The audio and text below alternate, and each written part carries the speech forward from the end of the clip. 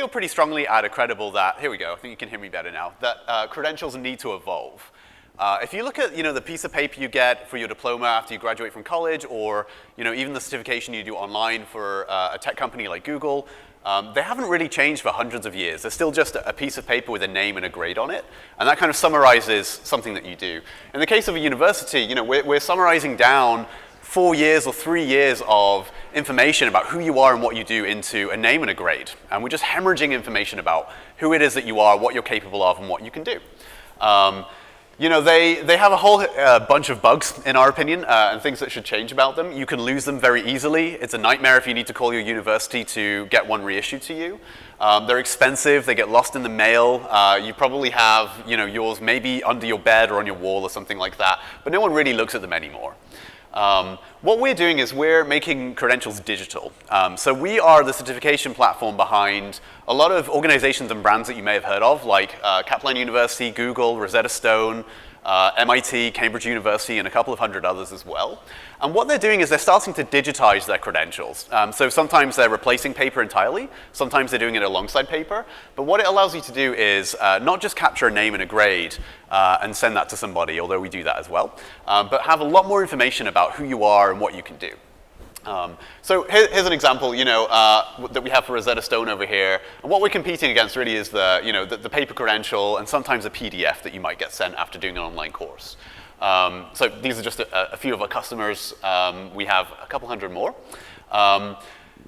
What we want to do with credentialing is change a few major things about how they work. So first of all, we think they should be scalable. If you look at what's happening with online education especially, more and more we're getting not just 30 people or 100 people, but hundreds of thousands of people simultaneously doing an online course.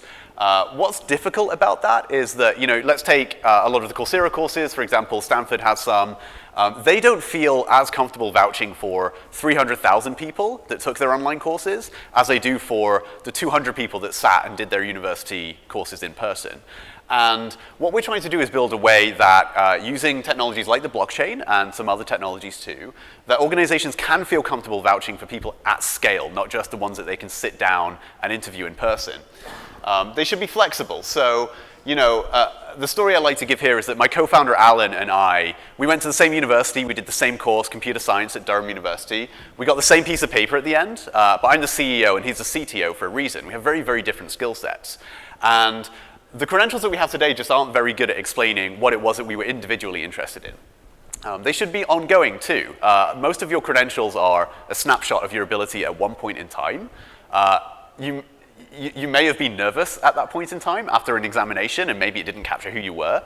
In my case, I did computer science, and something like half of the knowledge that I learned is already obsolete.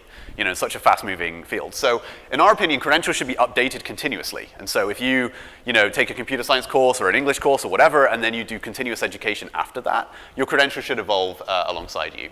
And they should be comprehensive. Especially in the university world, a lot of the learning that you do is not just inside the classroom. There's a lot of extracurricular activities that you do, and even things that are more informal that really contribute to who you are and what you can do, but are not necessarily reflected on your formal credentials. And finally, they should be aspirational. If you think back to when you were sitting down for your examinations, you were probably scared. You probably had a nervous or an anxious fear that you wouldn't perform in the way that was, justifiable. You didn't know if you would get the right questions that would hopefully that you would be confident at, and you didn't know if your performance would reflect how good you actually were. And I think that we should change the way that credentialing works and move away from this sort of one shot, you've got an hour to prove yourself. And instead imagine, for example, if you were given a credential at the beginning of your course and it could build up slowly by building up evidence over time and then graduate with, a whole year's worth of evidence and information about who you are and what you can do. And all we need to do to unlock these things is leverage technology. So this is what we do. One of our customers here, Rosetta Stone, they issue certificates for some of their foreign language courses. One of the great things about this is, it looks and feels like a certificate. As you can see, it's online, so each credential has this sort of unique URL. You can put it on your LinkedIn profile. You can download and print it if you want. But what's interesting about it is, whilst it looks and feels like a traditional certificate and no employer would be confused looking at this, you can do interesting things like add an evidence portfolio to the bottom. So You can have things like in Rosetta Stone's case, like a video of you speaking Spanish where you can hear accent, you can hear fluency and things like that. You're not just looking at a name and a grade, you can actually hear the person speak, the language. You can also do things like if they were active and helpful in the course forums, is this person helpful and contributing helpful answers that the rest of the class upvoted? That's a credential. That's a really powerful, valuable thing to know. Of course, you can print them. People share them on places like LinkedIn and Twitter and Facebook. They're really easy to share. From the organization's point of view, it can be a bit of a nightmare managing credentials as well. So we just make it really easy, whether it's uploading a spreadsheet once a month or using our API to automate credentialing, to have all of your credentials issued in one place. You can update them. You can edit people's names if they get married, or if somebody loses their credential, you can just reissue them. If you change your logo one year, you can go back and change all of your certificates so that they're all in line with your branding. And you can even do things like revoke or expire them. So if there are continuous education credits after 2 years, your credentials are no longer valid, you can automatically have them expire. Or, of course, if somebody cheats, you can remove that credential. Genuinely, what a lot of universities do if they revoke a credential is they call you and they ask you to mail in your credentials. If you don't do that, there's nothing they can do about it.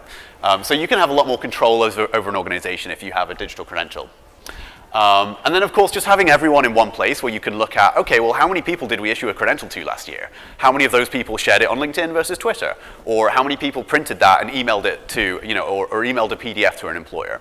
So just giving people analytics and the ability to see what people are doing with their credentials gives you an ability to have an insight into your alumni beyond what you might traditionally have otherwise.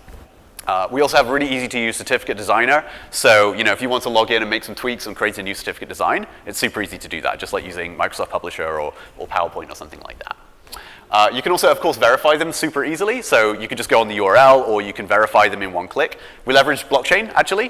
So I've got to stop now. But we leverage blockchain to make sure that no fraud can take place and no manipulation of the credentials. They save time and money. They're much, much cheaper than sending a physical paper in the mail. I'm Danny. You can try this online for free if you are a certificate granting organization. Email me anytime with any questions, and thank you very much.